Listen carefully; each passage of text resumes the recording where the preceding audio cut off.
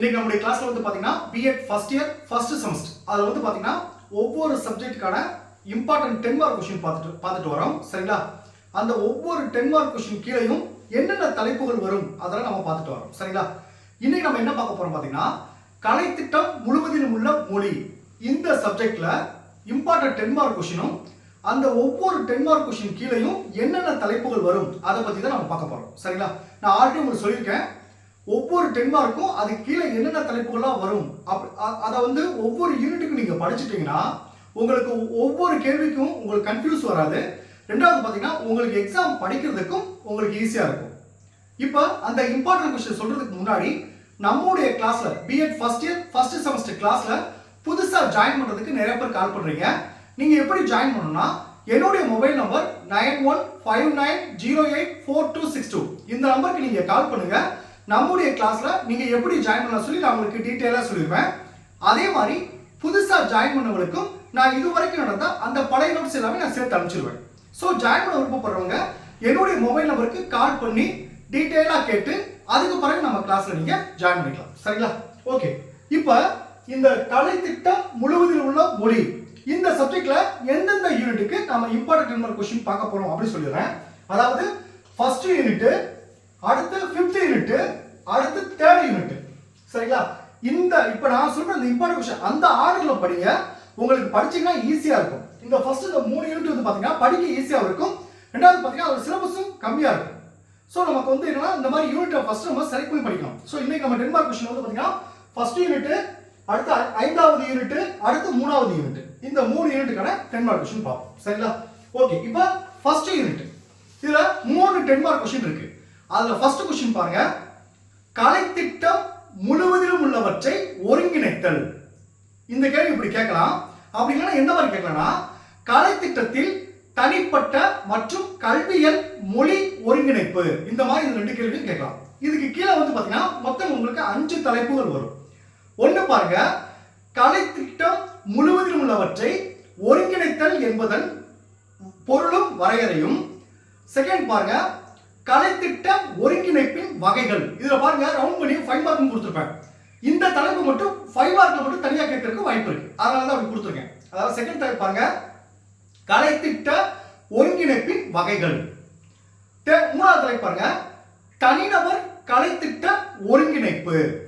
அடுத்த 4வது தலைப்பு பாருங்க, கலைத்திட்டத்தை செயல்படுத்துவதில் மேற்கொள்ளப்படும் கற்பித்தல் முறைகளின் ஒருங்கிணைப்பு. அடுத்து லாஸ்ட் தலைப்பு பாருங்க, 5வது தலைப்பு பாருங்க, இதுவும் 5 மார்க் தனியா கேட்க வாய்ப்பு இருக்கு. கலைத்திட்ட ஒருங்கிணைப்புக்கான கற்பித்தல் முறைகளின் முக்கிய குறிக்கோள்கள். அடுத்து செகண்ட் क्वेश्चन பாருங்க, கருத்துசார் எழுத்தறிவு வளர்ச்சி. இதுல வந்து பாத்தீங்கன்னா 2 தலைப்பு இருக்கு. முதல் தலைப்பு பாருங்க, கருத்துசார் எழுத்தறிவு என்பதன் பொருள். 2 பாருங்க, கருத்துசார் எழுத்தறிவை வளர்த்திடல். இந்த 2வது தலைப்புக்கு கீழே ஒரு 4 தலைப்புகள் இருக்கு. ஒன்னு பாருங்க, கருத்துசார் எழுத்தறிவை மேம்படுத்துவதில் கருத்துசார் அறிவின் பங்கு. 2வது தலைப்பு பாருங்க, கருத்துசார் எழுத்தறிவை ஊக்குவிக்கும் கருத்துசார் அடிப்படையிலான கலைத்திட்டம். 3 பாருங்க, கருத்துசார் உருவகங்களை அல்லது அறிவாற்றல் சார் உருவகங்களை பயன்படுத்துதல். 4வது தலைப்பு பாருங்க, கருத்துசார் எழுத்தறிவும் ஸ்கீமா கோட்பாடும். இந்த 4 தலைப்பும் 10 மார்க்கில் வரும். சரிங்களா? அடுத்து 3வது क्वेश्चन பாருங்க, மொழிசார் மனித செயல்பாடுகள் வெளிப்படுத்தும் முறைகள். இதுல வந்து அல்லது எப்படி கேட்பாங்கன்னா மொழி தொடர்பான மனித நடவடிக்கைகள் பற்றி விவரம் கேட்பாங்க. இதுக்கு கீழே 8 தலைப்புகள் இருக்கு. 1 பாருங்க, உன்னிப்பாக கேட்டல். 2 பேசுதல். 3 வாசித்தல். 4 எழுதுதல். 5 பார்த்தல். 6 வடிவமைத்தல். 7 கவனித்தல். 8 அசைதல். இது 3 10 மார்க் क्वेश्चन ஃபர்ஸ்ட் யூனிட்டை பொறுத்தளவுக்கு முக்கியமான क्वेश्चन. அடுத்து 5வது யூனிட்டை பாருங்க. அதுல ஃபர்ஸ்ட் 10 மார்க் क्वेश्चन பாருங்க, சமூக அறிவியல், அறிவியல் மற்றும் கணித பாடப்பொருள் பகுதிகளை படித்தறிதல். இதுல ஃபர்ஸ்ட் பாயிண்ட் பாருங்க, கணித பாடப்பொருள் பகுதிகளை படித்தறிதலை மேம்படுத்துவதற்கான கற்பித்தல் வழிமுறைகள்.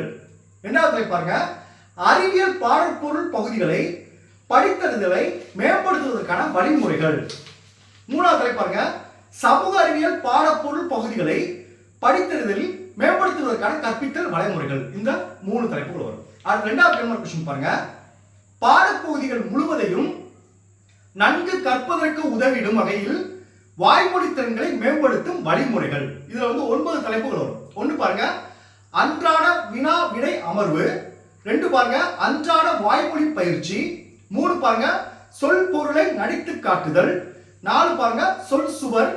5 பாருங்க, ஒரு நிலைப்பாட்டை எடுத்துக்கொண்டு வாதிடல். 6 பாருங்க, கலந்துரையாடல். 7 கருத்தரங்கம்.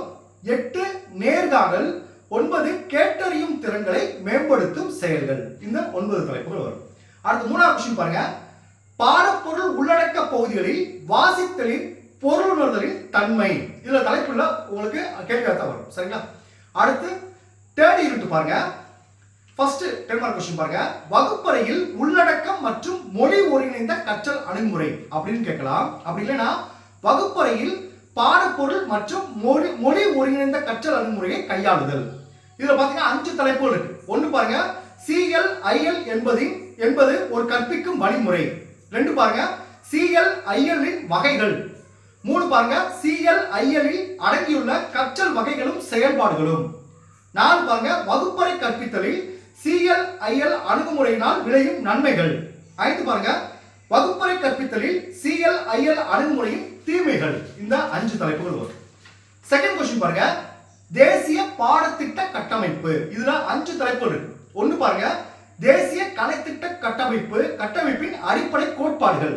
2 பாருங்க, தேசிய கலைத்திட்ட கட்டமைப்பின் முக்கிய இலக்குகள். 3 பாருங்க, தேசிய கலைத்திட்ட கட்டமைப்பின் முக்கிய பரிந்துரைகள். 4 பாருங்க, மொழிக்கல்வி மீதான NCF இன் கருத்துக்கள். 5 பாருங்க, மொழித்திறனை மதிப்பிடுதல் பற்றிய NCF 2005 இன் கருத்துக்கள். இந்த 5 தலைப்புகள் வரும். அடுத்து லாஸ்ட் கேள்வி, 3வது கேள்வி பாருங்க, தாய்மொழியின் அங்கீகாரம். இதுல 3 தலைப்பு வரும். ஒன்று பாருங்க, தாய்மொழியின் முக்கியத்துவம். 2 கல்வியில் தாய்மொழியினால் விளையும் நன்மைகள்.